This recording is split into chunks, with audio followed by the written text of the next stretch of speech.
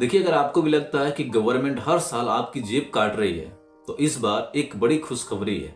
Finance minister Nirmala Sitharaman ने 2025 का budget पेश कर दिया है और इस बार का टैक्स सिस्टम सुन के आप हैरान रह जाओगे।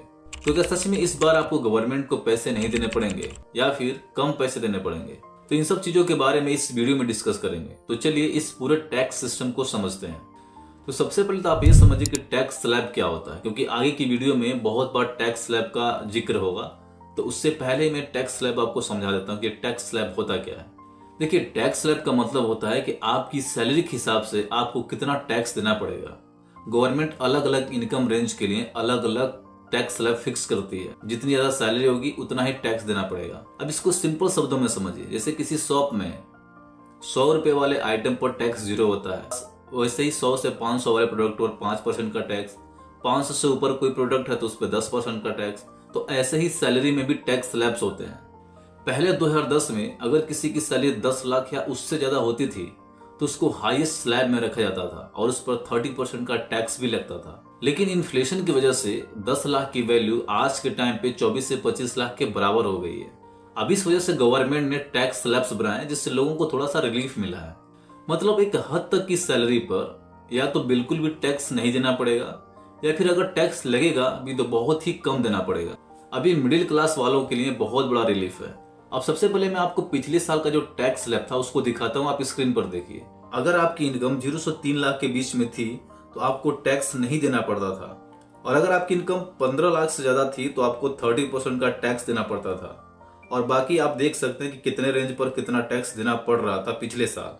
अब आपको इस साल का टैक्स स्लैब दिखाता हूँ। आप स्क्रीन पर देखिए।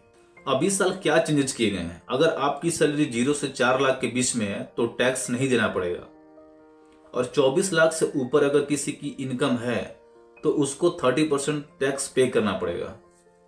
अब इसको और अच्छे से समझने की कोशिश करते हैं। देखिए, पहले अगर किसी की सैलरी 15 लाख से ज्यादा होती थी तो उसको सीधा 30% टैक्स देना पड़ता था। इसका मतलब ये था कि आपकी सैलरी जैसे ही 15 लाख को क्रॉस करती थी आपको सीधा एक ही कैटेगरी में डाल दिया जा रहा था और ज्यादा से ज्यादा टैक्स देना पड़ता था। लेकिन इस बार के टैक्स सिस्टम में इसको तोड़ दिया गया है।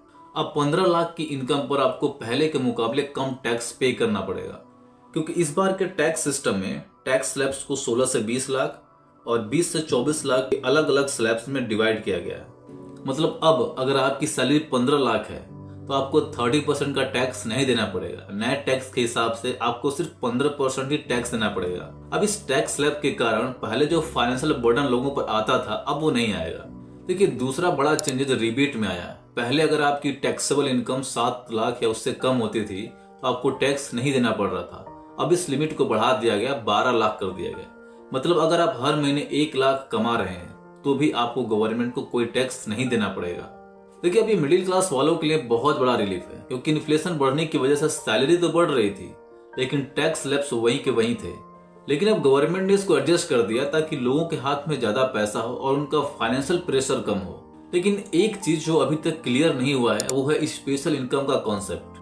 फाइनेंस मिनिस्टर ने कैपिटल गेन्स पर टैक्स स्लैब अप्लाई करने की बात की है। मतलब अगर आपकी टोटल इनकम 12 लाख से कम है लेकिन उसमें शेयर्स या प्रॉपर्टी बेचकर कमाया गया पैसा भी शामिल है तो हो सकता है कि आपको रिबेट ना मिले और आपको नए स्लैब्स के हिसाब से टैक्स देना पड़े।